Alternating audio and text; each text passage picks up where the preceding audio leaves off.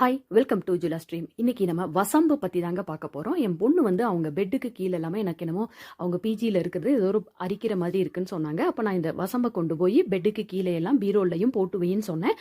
ஏன்னா இது வந்து ஒரு ஆன்டி ஃபங்கல் இதெல்லாமே வந்து கண்ட்ரோல் பண்ணும் அப்படின்னு சொல்லுவாங்க. இதுதான் அதோட பிளான்ட்டு. நான் நம்ம வீட்டில் அதை வளர்த்துட்டு இருக்கேன். இது வளர்க்குறதும் ரொம்ப ஈஸி தாங்க.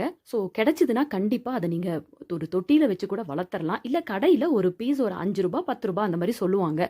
இதை வந்து நம்ம இப்போ பெட்டுக்கு கீழே அரிசி பருப்புகளுக்குள்ளே போட்டால் வண்டு வராது.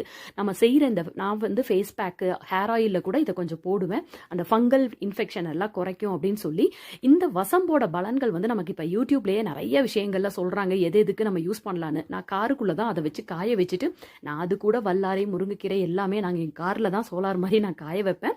மங்கி ப்ராப்ளம் இருக்காதுன்னு. வசம்பை நீங்கள் கண்டிப்பாக வாங்கி நிறைய பலனுக்கு அதை யூஸ் பண்ணலாம். அதை யூஸ் பண்ண பழகிக்குங்க. கடையில் விற்கிற ஓடோனில், நாப்தலின் பால் இதெல்லாம் யூஸ் பண்ணுறதை விட இதை யூஸ் பண்ணுறது ரொம்ப நல்லது. தேங்க்யூ.